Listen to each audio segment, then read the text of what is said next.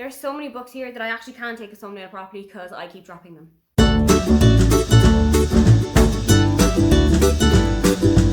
Hi, welcome, come on in. My name is Aoife and today we are getting rid of some books.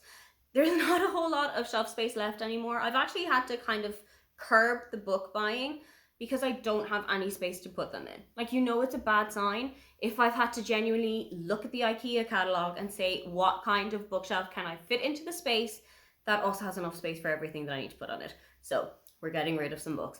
Most of these are books that I have loved, that I have read, but I'm just not going to read again. Some of them are books that I have read and didn't really enjoy, so I'm definitely not going to read them again. Some of them are books that I haven't even picked up and I'm probably not going to. Quite a few of them are going to go to my local library. Some of them I'm going to give to my dad or my brother. Some of them I'm going to give to a couple of friends of mine. As I said, there's quite a big pile, so let's just kick off and get going with A State of Emergency by Richard Chambers. I am getting rid of this because I'm going to give it to my brother. He is a really big fan of Richard Chambers as a journalist. Richard is a journalist working in Ireland for one of our biggest TV companies. And he is also really interested in reading this book. So the next time that I go back to Ireland, this is going to come with me for him. Next up is A Merry Little Meet-Cute by Julie Murphy and Sierra Simone. This was the group read for Holiday Rom-Comathon back in December, and I think I gave it about 2 stars. It felt really forced, it felt really fake, and it just wasn't for me. I think I'm going to give this into my local library because all of the friends that I have who have read it also didn't love it. Next up is Something Wilder by Christina Lauren. Unfortunately, this one didn't work for me. I think the main reason for that is that it's a second chance romance, and those don't generally hit the spot for me anyway. But I did have a couple of higher expectations for this, but hopefully somebody in my local library is going to pick this up and really, really enjoy it. Next up is Thank You for Listening by Julia Whalen. I listened to this as an audiobook from the recommendation of so many people. About 20 people told me you should really listen to the audiobook of this because it's narrated by Julia Whalen, who is herself an audiobook narrator, and I really, really enjoyed that experience. So I think if I was ever going to go back to it, I probably will go to it as an audiobook again. Next up is My Dark Vanessa by Kate Elizabeth Russell. This is a really hard-hitting book, and it's one that I read. I really enjoyed it. I read it as a buddy read Victoria from What Victoria Read, and both of us really enjoyed it. But it's not one that I ever see myself reaching for again. It's not one that I can see myself picking back up. And somebody out there is going to really, I don't know if enjoy is the right word for this, but somebody out there is going to really feel an impact from this story. Next up are 2 books by the same author that I'm kind of getting rid of for the same reason. Lucy Sullivan is Getting Married and The Mystery of Mercy Close, both by Marion Keyes. Main reason I'm getting rid of Lucy Sullivan is Getting Married is that it is incredibly fatphobic. I did not enjoy Lucy Sullivan as a character, and I've really, really slogged through the first maybe 30 to 50 pages of this book before I decided life is just too short. And the reason for getting rid of The Mystery of Mercy Close is that, again, slogged through it. I got to about 50% of this when I realised I just wasn't reaching for it. I wasn't coming back to it. So I think that is the reason that I've got to get this one out. Next up is I Feel Bad About My Neck and Other Stories by Nora Ephron. I worship the ground that Nora Ephron walks on. I absolutely adore her. And this is an essay collection of her life, of some stories about her, that I think I'm just not going to go back to. I really enjoyed this. I had such a great time with it, but it's just not one that I'm going to return to. Again, 2 books by the same author. The second 2 books of the Kiss Quotient series, The Bride Test and The Heart Principle, both by Helen Huang. These are going to go to a friend of mine who is a really big romance reader, is looking for some really great romance to get into, but I have already forewarned her that this one is not technically a romance. It is a contemporary fiction story with a romance adjacent to it. But I really loved both of these books. I would really highly recommend them. Just go in here knowing what you're getting. Next up is Die A for Aunties by Jessie Q. Sutanto. I really enjoyed this book. I read this as a buddy read with my friend Cora, and we both really enjoyed it. We both had a really great discussion about it, but I am not going to go back to this book. I know that for a fact. The second book didn't grip me at all. I don't think I would enjoy a third book if there was another one coming out in the series. So I think I'm just going to give it into the library and see if somebody else is going to really enjoy it. Next up is Finding Freedom by Ahmed Scobie and Caroline Durand. With all of the talk that's happening at the moment about Spare by Harry, I knew that I had this book on my shelf, and I knew that I had never gone to it, and I also knew that I didn't want to read Spare. So if I didn't want to read Spare, what is the reason that I would want to read this? What is the reason I would want to keep it? Next is a book that I should probably have gotten rid of quite a while ago, and that is The Viscount Who Loved Me by Julia Quinn. This is the second Bridgerton book. I read the first Bridgerton book as an audiobook and I hated it. I hated one of the scenes that happens about 75% of the way through the book, and I knew that that was a big enough reason for me to not want to continue on with the series. If I ever want to watch the Netflix series, great, I'll just fire it up on my tablet, but as of now, not something that I want to return to in any media. Next up is Carrie Soto is Back by Taylor Jenkins Reid. I didn't enjoy this as much as the other Taylor Jenkins Reid books that I've read. I didn't enjoy it as much as Evelyn Hugo, which is probably my top tier book of all time.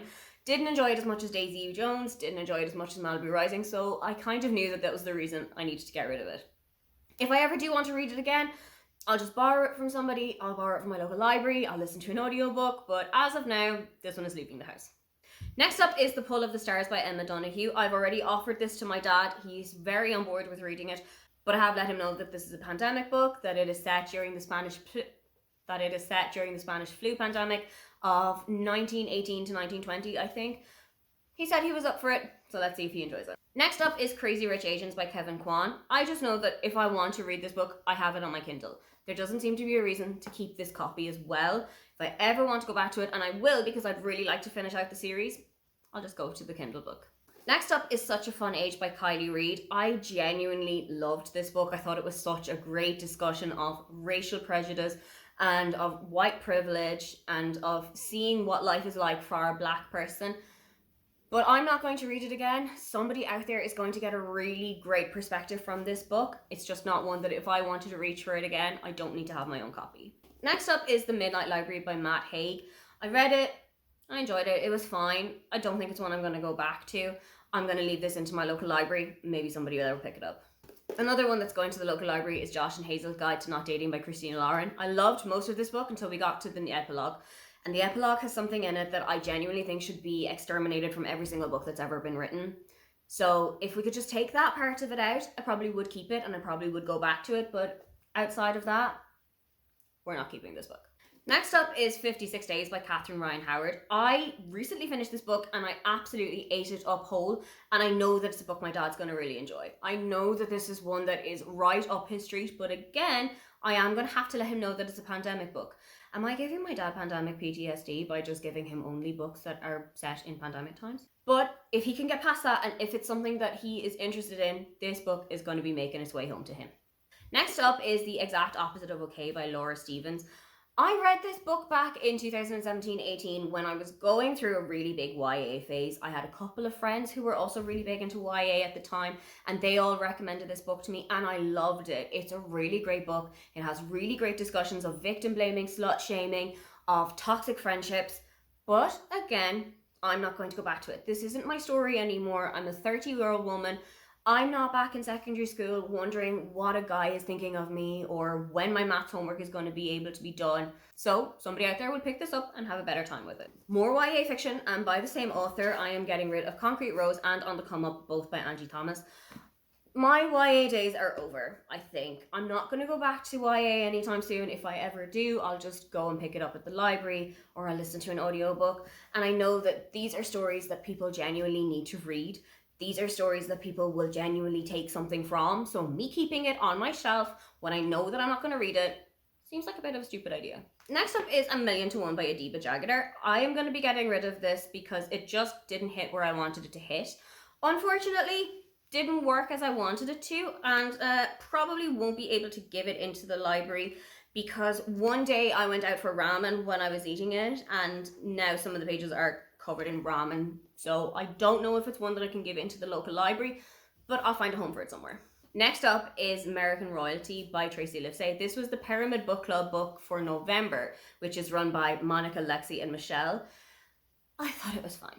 It was like a mid-star. It was a middle-of-the-road 3-star book for me. I felt like the romance was really rushed. I felt like the romance was really fake.